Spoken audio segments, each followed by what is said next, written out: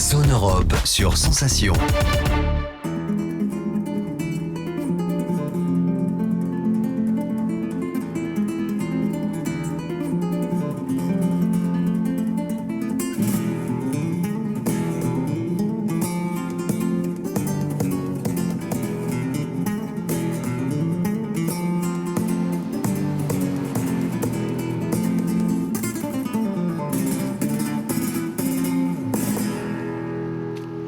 Hola, bonjour à tous et bienvenue pour ce nouveau numéro de Zone Europe sur Radio Sensation et TV78, une émission spéciale enregistrée à Barcelone en Espagne. L'Espagne, un pays de plus de 47 millions d'habitants, membre de l'Union européenne depuis le 1er janvier 1986 et membre de la zone euro depuis le 1er janvier 1999.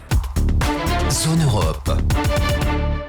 L'Espagne est la première destination des jeunes européens qui partent étudier dans le cadre du programme Erasmus+, Rencontre à Barcelone. Je m'appelle Rikael Eric Andriana, je suis en 3e année de double licence en philosophie et en sciences politiques. Donc 20 ans, et ça fait maintenant 3 ans que j'étudie à Paris. Pour cette dernière année, je suis dans le cadre d'un échange universitaire, un Erasmus à Barcelone.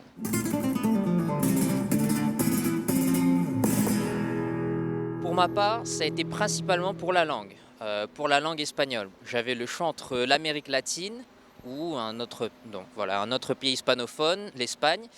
Et mon choix s'est porté sur l'Espagne parce que je voulais garder cette dimension européenne. Même si je n'ai pas eu le cadre d'approfondir énormément les questions européennes, c'est quand même quelque chose qui m'intéresse, on va dire, un peu plus et sur lequel j'ai une vision... J'ai peut-être un rapport un peu plus proche que l'Amérique latine. Et pourquoi Barcelone ? Parce que la question des identités est quand même quelque chose qui m'intéresse, c'est-à-dire que pendant 17 ans j'ai vécu à La Réunion, territoire français, mais avec quand même une forte identité réunionnaise et française. Et pour le coup, me retrouver dans une communauté aussi particulière qui est la communauté catalane, Barcelone, je pense qu'un peu de tout ça a fait que je me retrouve actuellement en Espagne, en Espagne surtout à Barcelone. Et sinon, ça a été aussi l'occasion, et c'est l'occasion pour moi de découvrir de nouvelles matières, des matières que je n'ai pas l'occasion de faire dans mon parcours universitaire. Donc dans mon parcours, je peux faire des sciences politiques, je peux faire de la philosophie, mais c'est vrai que je n'ai pas forcément le choix d'approfondir certaines parties. Par exemple, en sciences politiques, je peux approfondir un peu plus le côté affaires publiques actuellement, avec des cours comme analyse des politiques publiques, finances publiques, donc des choses que je n'ai pas forcément eu l'occasion de beaucoup travailler dans mon parcours principal.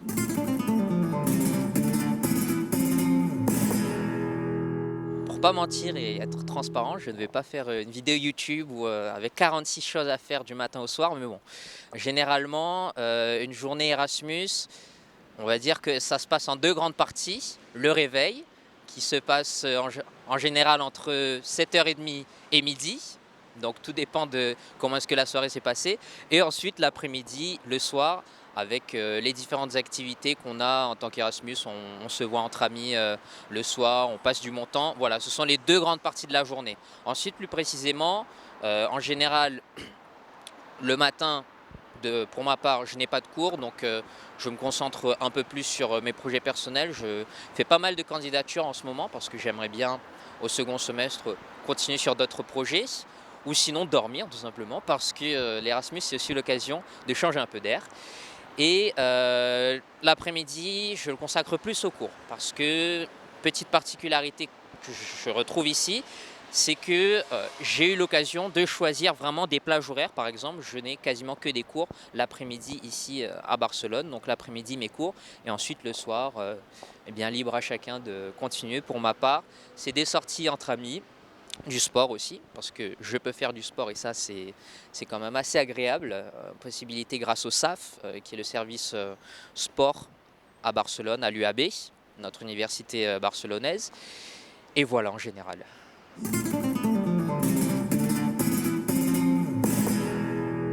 Pour toute personne qui est à peu près dans la situation que j'ai, à 100% je la recommanderais. Forcément, en tant qu'étudiant en sciences politiques, intéressé notamment par les questions internationales, les affaires publiques, mais aussi les questions internationales, la diplomatie. À 100%, ce serait une recommandation. Surtout là où je suis, à Barcelone, parce que il me semble que Barcelone n'a pas n'a pas la réputation qu'elle mériterait. C'est-à-dire que pour les Français, je trouve que la barrière catalane est encore un peu trop forte. Alors que le catalan est quand même une langue à l'entrecroisement entre le français, l'italien, l'espagnol, et qui peut se comprendre, qui peut se travailler assez rapidement avec un peu d'effort. Donc à 100%, je recommanderais cette destination. Et sinon, l'Erasmus en général, oui. Alors, je ne sais pas dans quelle situation est-ce que ça pourrait être quelque chose de regrettable. Bon, il y a toujours des expériences mauvaises et des expériences malencontreusement, qui se terminent malencontreusement mal. Mais pour ma part, c'est vraiment l'occasion de découvrir des nouvelles cultures, plus que l'on pourrait s'y attendre. Parce que pour ma part, je m'attendais à retrouver beaucoup d'Espagnols, surtout de Catalans. Mais en fait, en Erasmus, il ne faut pas oublier que nous sommes Erasmus et étudiants venant de toute l'Europe en général, mais aussi des étudiants en accords bilatéraux. Je retrouve pas mal d'étudiants du Chili, certains d'Argentine, du Brésil, et aussi bien sûr de l'Europe, donc des Italiens, beaucoup d'Italiens, de Napolitains par exemple, d'Allemands, de Britanniques, enfin bref, vraiment une ouverture incroyable sur toutes les cultures, autant européennes que extra-européenne. Zone Europe. On vient de le voir, les étudiants sont nombreux ici en Espagne. Qu'est-ce qui les pousse à venir ici? Quels sont les atouts de l'Espagne? Écoutez les réponses de Alfonso Gentil Alvarez Osorio, c'est le directeur du service espagnol pour l'internationalisation de l'éducation. Erasmus Plus es el programa de la Unión Europea que ofrece oportunidades para todas las personas y en todos los sectores educativos. Erasmus Plus est le programme de l'Union européenne destiné à tous et à tous les secteurs de l'éducation. Éducation scolaire, formation professionnelle, études supérieures et formation des adultes. Les principales actions du programme visent d'une part à soutenir la mobilité des étudiants pour la formation et d'autre part à soutenir l'innovation et les collaborations pour l'échange des bonnes pratiques éducatives, les associations pour la coopération. Le nouveau programme Erasmus+, pour la période 2021-2027, dispose d'un budget de plus de 26 milliards d'euros, soit près du double des fonds dont était doté le programme précédent entre 2014 et 2020. Cette nouvelle programmation est aussi davantage inclusive, digitale et écologique. Elle doit permettre de soutenir la transformation digitale, l'inclusion, la diversité et la lutte contre le changement climatique. Grâce à Erasmus+, il sera également possible de financer des projets de mobilité et de coopérations internationales pour la formation et pour plus de 10 millions de personnes de tous âges et de tout pays. L'objectif général du programme est d'aider à travers l'apprentissage permanent le développement des projets d'éducation tant au niveau personnel que professionnel, des personnes évoluant dans les secteurs de l'éducation, la formation, la jeunesse et du sport. Et ce, aussi bien en Europe qu'ailleurs dans le monde. Ainsi, Erasmus+ contribue au développement durable, à la création d'emplois de qualité, à la cohésion sociale et encourage aussi l'innovation à fortifier l'identité de l'Union européenne et la vie démocratique. Grâce à son volet inclusif, Erasmus+ offrira davantage d'opportunités pour tout le monde, y compris les personnes issues d'origines de milieux sociaux et économiques diversifiés. Les demandes de subventions sont également simplifiées pour pouvoir faciliter les candidatures des plus petites organisations. Erasmus+ est aussi plus numérique. L'aide au développement des capacités numériques est renforcée en lien avec le plan d'action dédié à l'éducation digitale de la Commission européenne.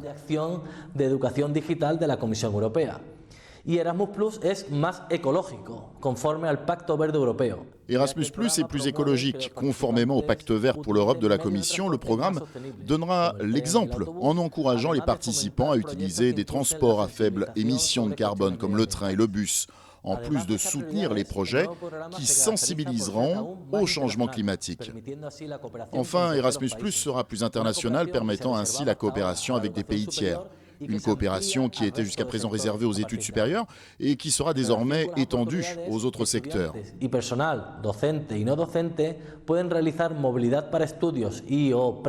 Dorénavant, les étudiants, le personnel enseignant et non enseignant pourront aller à l'étranger pour étudier, travailler et se former. Le nouveau programme sera également développé de manière à soutenir davantage l'inclusion des personnes qui en ont le plus besoin, personnes en situation de handicap, précaires ou réfugiés. Según el último informe anual Erasmus Plus de la Comisión Europea, Selon le dernier rapport Erasmus+, de la Commission européenne, l'Espagne reste le premier pays d'accueil pour les étudiants Erasmus+, ayant reçu 52 830 étudiants en études supérieures. L'Espagne est aussi le deuxième pays d'origine des étudiants en Europe, avec plus de 44 000 jeunes espagnols qui ont pu étudier dans un autre pays européen. Concernant les autres publics, c'est-à-dire l'éducation scolaire, la formation professionnelle et l'éducation des adultes, l'Espagne se situe aussi dans le haut des classements européens.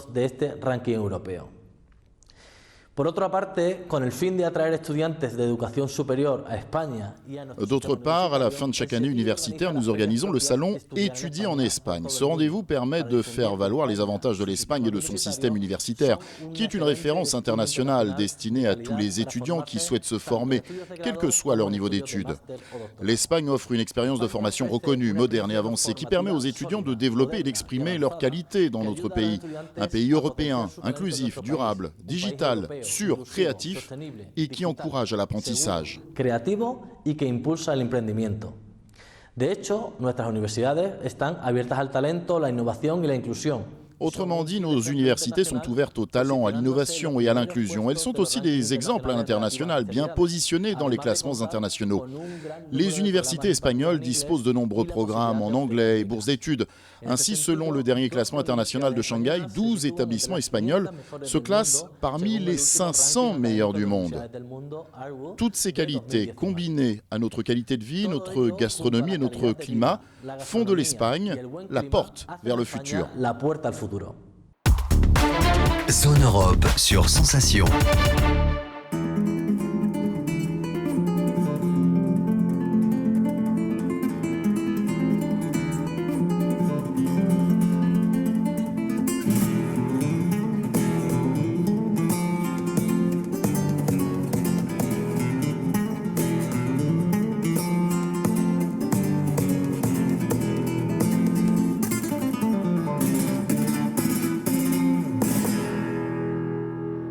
J'ai rendez-vous maintenant avec Max Vasseur, il est directeur de l'Institut français ici à Barcelone.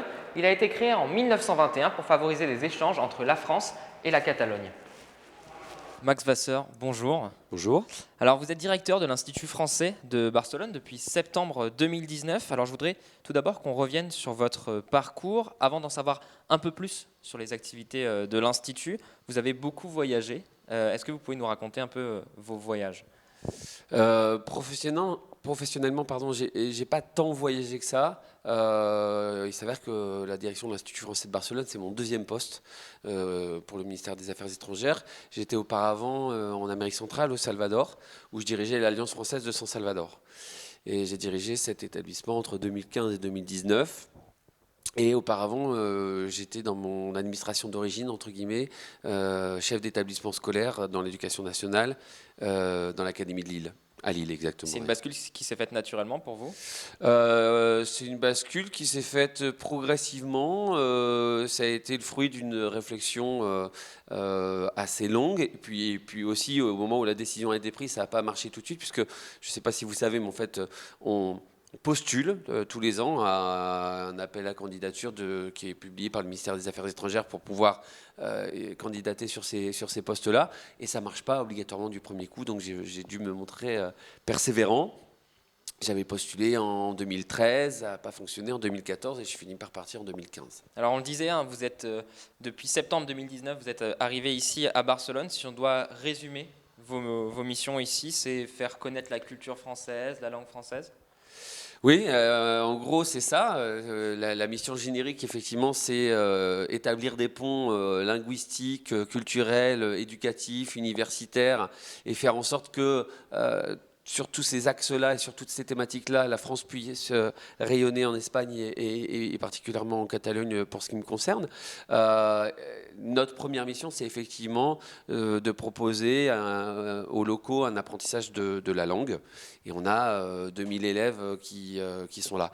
Je rajouterais une petite spécificité au-delà de ces missions et du cadre général de ces missions. C'est la gestion de la crise Covid, évidemment, puisque je suis arrivé quand même 6 mois avant que tout ça ne débute. Et beaucoup de mon temps et beaucoup de mon énergie ont été consacrés à la gestion de la crise sanitaire qu'on traverse et de l'ensemble des répercussions que ça peut générer pour un établissement tel que le nôtre. Justement, vous disposez de quels moyens pour gérer que ce soit la crise sanitaire, que ce soit tous les événements que vous organisez ? D'abord, l'énergie humaine est un carburant très fort. On s'est rendu compte effectivement dans cette crise que en se serrant les coudes et en se montrant combatif, on pouvait résoudre un certain nombre de problématiques auxquelles on a été confronté. Plus globalement, le modèle administratif, le modèle économique d'un établissement tel que le nôtre, c'est un établissement à autonomie financière. Ça veut bien dire ce que ça veut dire, ce qui fait que, en gros, la majeure partie de notre budget est composée de la vente des cours de français qui sont les nôtres. Donc, on est aussi soumis aux fluctuations de nos publics. Vous adressez à qui ? Vous parlez de public ? Alors, le public, ce sont des élèves et donc des Catalans ou la communauté internationale vivant à Barcelone qui souhaitent apprendre le français.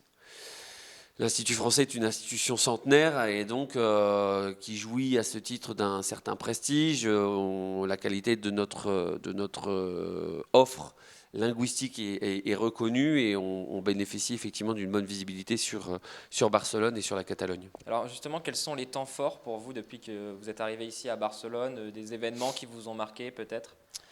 Il y en a plein. C'est difficile de tirer un événement. Je dirais que on collabore avec plusieurs festivals qu'on accueille ici à Barcelone. Le festival Oui, festival de théâtre en français, festival Olala de cinéma francophone, le festival Fire qui est un festival de cinéma LGBT qui se présente en juin. Donc, tout ça sont des moments très forts puisque ça génère un flux de public assez important sur un plan culturel.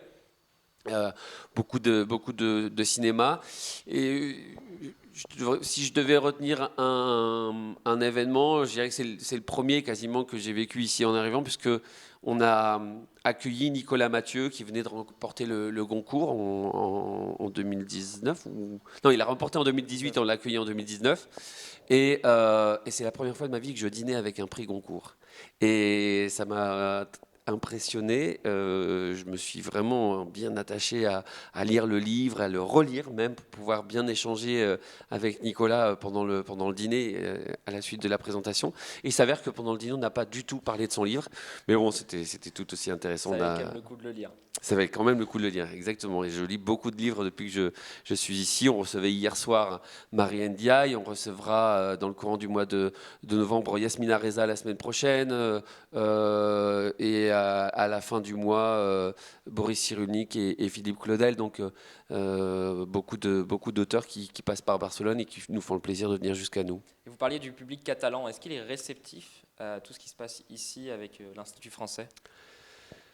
Il y a une longue et grande histoire d'amitié ou d'amour ou de voisinage, alors ça dépend et des degrés divers, entre les Catalans et la France. D'abord à cause de du caractère transfrontalier de nos géographies respectives.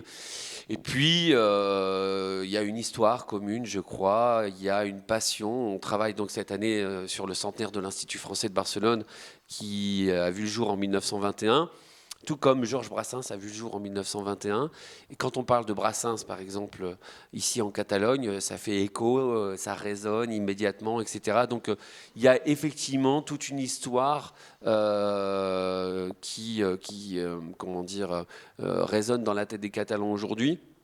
Et puis l'Institut français a joué un rôle assez important pendant le franquisme pour maintenir une certaine forme de liberté d'expression chez les artistes catalans. Et je pense que ça reste aussi dans la mémoire collective. Vous pensez que la France représente quoi pour eux ? C'est une question... C'est plutôt culturel, plutôt la langue française, la gastronomie Je dirais qu'on a tous nos forces et on a tous nos faiblesses. La gastronomie espagnole est excellente. Il y a aujourd'hui énormément de bons vins aussi en Catalogne. Donc moi, je découvre ça. La littérature, je crois que c'est un thème qui qui plaît énormément, et le cinéma, la littérature et le cinéma, ce sont deux dimensions artistiques qui attirent énormément les Catalans. Et puis je dirais, au-delà de ça,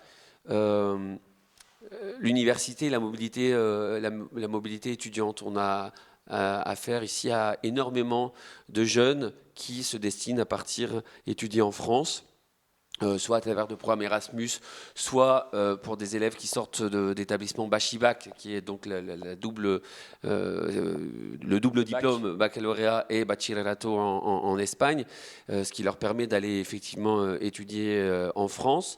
Et je crois que c'est quelque chose qui effectivement les attire énormément. Et puis Paris restera toujours Paris. Effectivement, là-dessus, on ne pourra jamais contester ça.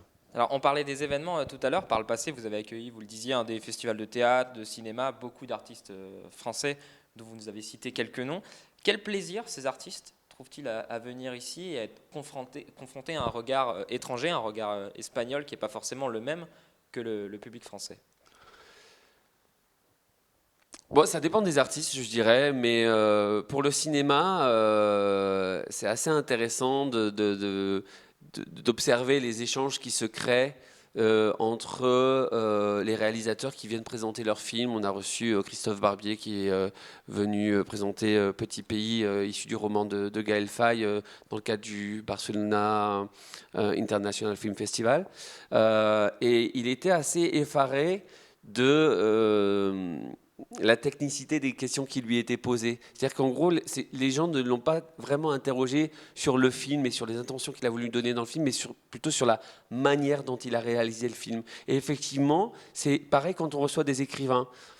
Beaucoup de gens lisent le livre et ensuite demandent à l'auteur comment il a écrit, comment il a travaillé. Mais il y a très peu de questions, ou en tout cas moins de questions, sur le fond des choses. Bon voilà, c'est tout aussi plaisant, hein, mais effectivement, je crois qu'il y a un œil assez technique chez nos amis catalans qui effectivement essayent de comprendre comment on fonctionne, plus que de s'attacher sur le propos ou le fond du sujet. Bon, c'est une analyse toute personnelle, mais... Et vous pensez que le public français est tout aussi attentif à ce qui se passe en Espagne, niveau artistique, cinématographique? Peut-être de manière un peu moins approfondie. Moi, je suis vraiment impressionné par les Espagnols qui connaissent vraiment énormément de notre culture et de notre patrimoine culturel et artistique. Beaucoup d'auteurs, beaucoup de réalisateurs, beaucoup d'acteurs, beaucoup de musiciens. En France, parfois, on s'arrête à Almodóvar, Penélope Cruz, Carlos Zafón pour la littérature, et peut-être qu'on va un peu moins en profondeur. En tout cas, humblement, c'est sans doute ce qui me concernait avant que je n'arrive en Espagne. Et pour ça, effectivement, on peut reconnaître une chose, c'est que l'immersion dans un pays, et l'immersion que j'ai la chance de vivre en Espagne, me permet vraiment d'aller plus en profondeur dans la culture hispanophone, espagnole et catalane par rapport à celle que j'avais avant d'arriver ici. Merci beaucoup, Max Vasseur, de nous avoir reçus ici, avec plaisir. Français de Barcelone. Vous êtes, je le rappelle, directeur de cet institut. Pour en savoir plus, le site internet institutfrançais.es. Zone Europe.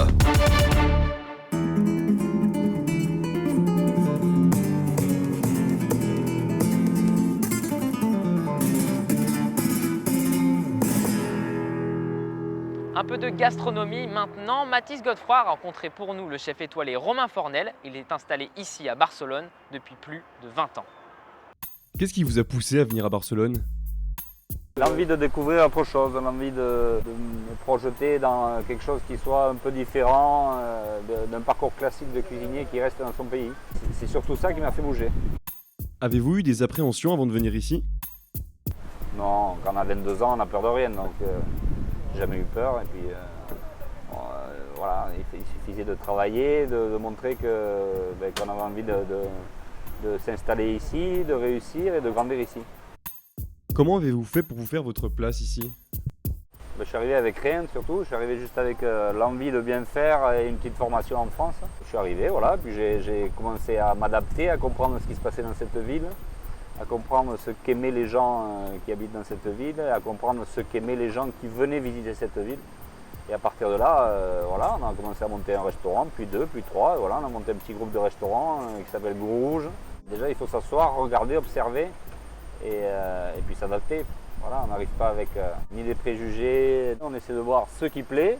Et à partir du moment où on comprend un petit peu ce qui se passe ici, on va voir les marchés, on va voir les gens qui mangent au restaurant, on va voir les restaurants, les habitudes, et petit à petit on s'adapte. Mais je pense que ça vaut pour tous les pays du monde. Votre cuisine est-elle essentiellement espagnole ou française? Bien sûr, on a une touche française, mais c'est pas. On a des techniques actuelles, puis surtout on travaille beaucoup de plats, Par exemple, ici à la plage, on fait des paellas, par exemple, voilà, où on fait des poissons à la braise. Voilà, donc on a adapté notre cuisine à un lieu. Qu'est-ce que vous aimez ici? Barcelone, c'est une ville qui est fabuleuse. Elle est au bord de la mer, c'est une énergie folle toute l'année, c'est des vacances toute l'année, quoi. Non, il y a une certaine douceur de vivre qui est due à la Méditerranée, à mon avis, et qui est due à cette envie d'avancer, cette envie de réussir, cette envie de faire la fête, de s'amuser, de construire, de travailler, qui est beaucoup plus agréable que dans d'autres pays. Zone Europe sur Sensation. Merci aux équipes techniques de Radio Sensation pour toutes ces belles images à Barcelone. Vous pouvez retrouver cette émission en podcast audio et vidéo sur notre site et notre application Radio Sensation, mais aussi sur TV78. Très bonne soirée à toutes et à tous. À la semaine prochaine pour un nouveau numéro. Zone Europe sur Sensation. Zone Europe avec le soutien financier de la région Île-de-France.